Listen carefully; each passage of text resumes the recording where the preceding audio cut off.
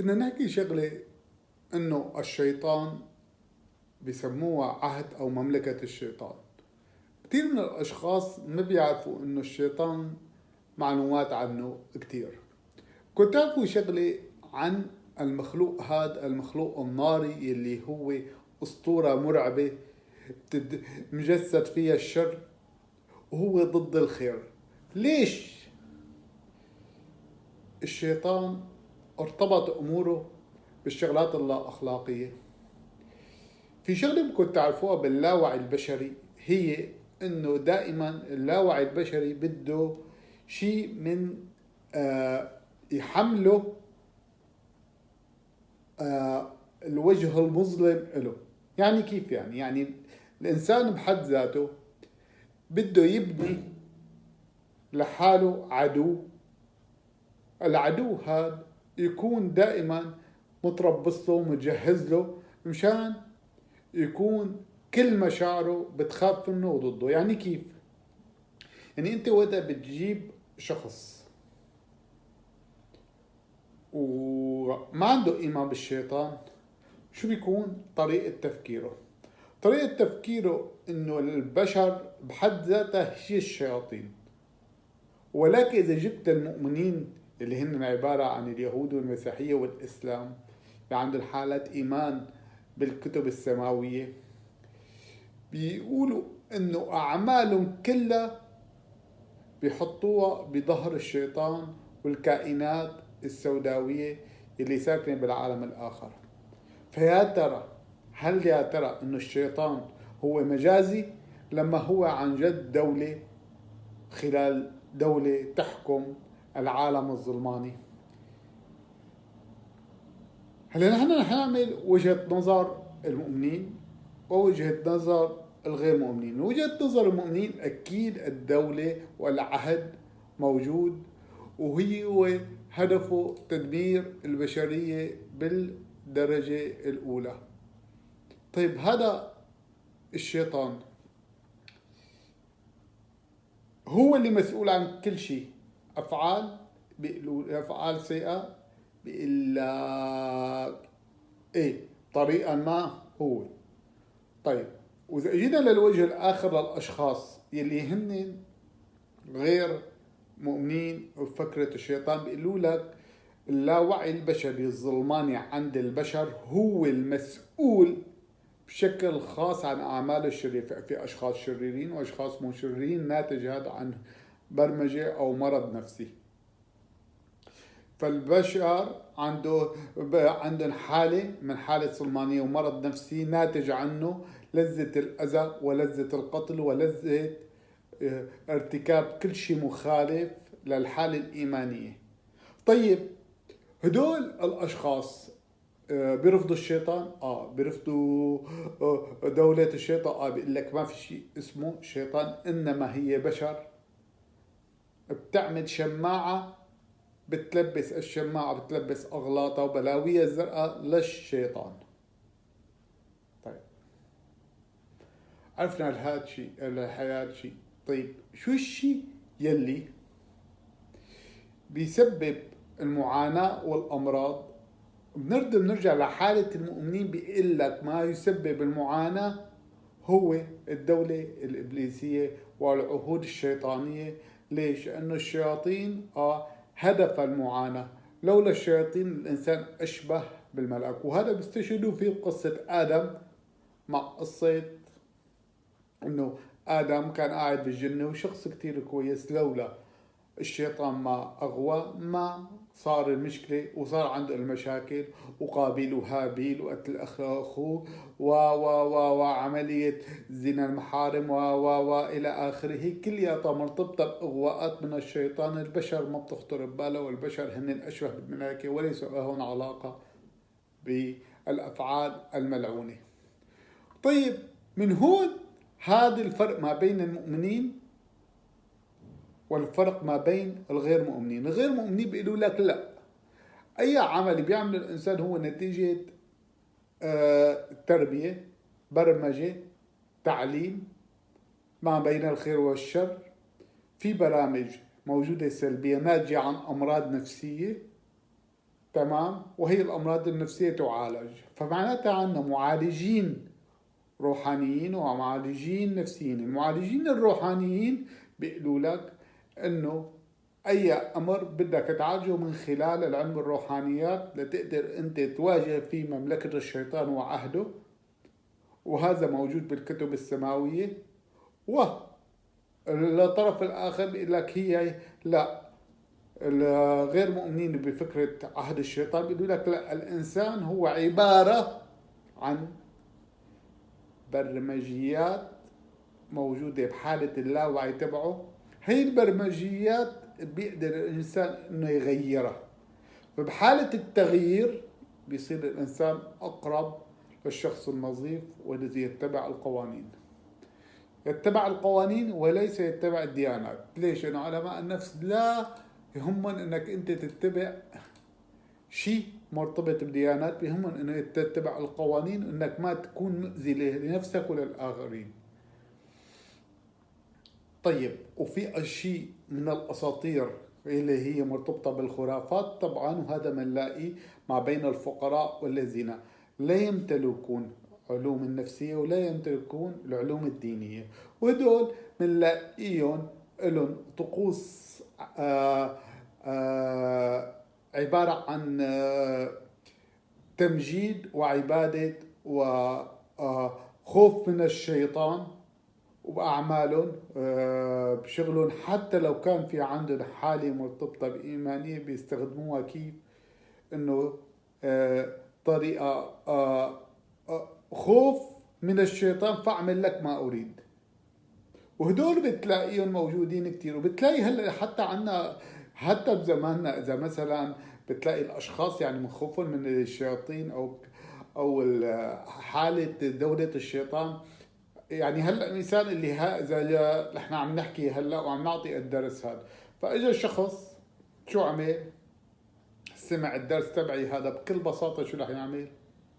رح يجي يحكي كلمة، شو يقول؟ يقول ها، هذا هو موفق. ليكو موفق؟ لو هو ما له علاقة بالشيطان او كذا ما عمل الدرس. ليش؟ لانه هو ما بيقدر يناقشني ولا بيقدر يرد علي، فبيختصر انت شيطان. وانتم اذا تعلمتوا اي علوم، تعلمتوا علوم الرايكي، الطاقه، اي علم من العلوم، فمجرد انهم بدهم يوصلوك لمرحله انك انت فاشل، شو بيقولوا لك؟ انت بتعامل مع الشيطان. فهن خوفهم من الشيطان خلق اي شخص يخافوا منه، يقولوا له هذا هو الشيطان. فمن هون بتلاقي المشكله انه في اشخاص حملت شهادات ولكن عندهم رعب من الشيطان عامل لهم مشكله، موصلتهم لمرحلة عندهم أي عدو من أعدائهم بيساومون الشيطان. وهذا اللي بتلاقيه حتى مثلا شو بيقولوا؟ أمريكا الشيطان الأكبر. هلا أمريكا شيطان؟ والله ما حدا شياطين غير انتو. شو شيء امريكا شيطان اكبر؟ فهو شيء رمزي. بيقولوا لك الامريكان لهم قرون بيطلعوا الامريكان كذا، امريكان كذا، امريكان كذا، هدول الماسونيه الكبار هدول كذا، وبيعملوا افلام وثائقي ويطلعوا وعمل ايديه هيك وعمل ايديه هيك وهذا وهذا. حتى هي الرموز هن ما بيعرفوا معناتها. وممكن في اشخاص عم يعملها، عم يقول عن نفسه هو شيطان ولكن ليس شيطان. اذا مثل ما عم تحكوا انه الشيطان امريكا هي الشيطان الاكبر، معناتها بقول اعوذ بالله من الشيطان الرجيم، فلازم تهرب امريكا يعني. ولكن يناقضوا حالهم بحالهم، وهذا هو خوف من عهد ودولة الشيطان اللي عاملت لهم مشاكل وعاملت لهم جوا نوع من اللعنة، انه بتخليهم اي فشل في العالم يحطوه بظهر الشيطان. وهذا اللي بنلاقيه انه كثير من الاشخاص الفاشلين انه طيب انتوا ليش ما بتنجحوا؟ فلان نجح، بيقول لك فلان لانه مع الشيطان. بتلاقي المطربه الفلانيه نجحت، طيب ليش نجحت الفلانيه او كذا؟ لانهم هن من حزب الشيطان. طيب اذا حزب الشيطان ناجح انتوا ليش فاشلين؟ فالاصل لازم يكونوا انجح، ولازم اذا كان حزب الشيطان هو ناجح لازم فقط انه نتعوذ او نقرا عليه ايه الكرسي فينتهى. وهذا هو اللي بخليه بتلاقي بأعماقنا في أسطورة اسمها الشيطان المسيطر على كل شيء. طيب معناته نحن بنقدر نقول إنه الموضوع فقط هيك؟ لا، الموضوع فيه مختلف تماما. موضوع اللي نقدر نفهمه تماما بدنا نفهم شغلة مرتبطة بحالة هي ما بين اترك نفسي لحالة الغرائزية او الحالة القانونية. فاذا بترك حالي لحالة الغرائزية فانا ممكن اعمل اي شيء لابحث عن اللذة، وحالة اللذة ارتبطت مع الديانات السماوية بحالة الشيطان، ولكن ليست انه اللذة اذا كانت بحالة منظمة فمعناتها انه هي حالة الشيطان. وهذا نشوف الاختلاف ما بين الحضارة الغربية بالوقت الحاضر والحضارة الشرقية.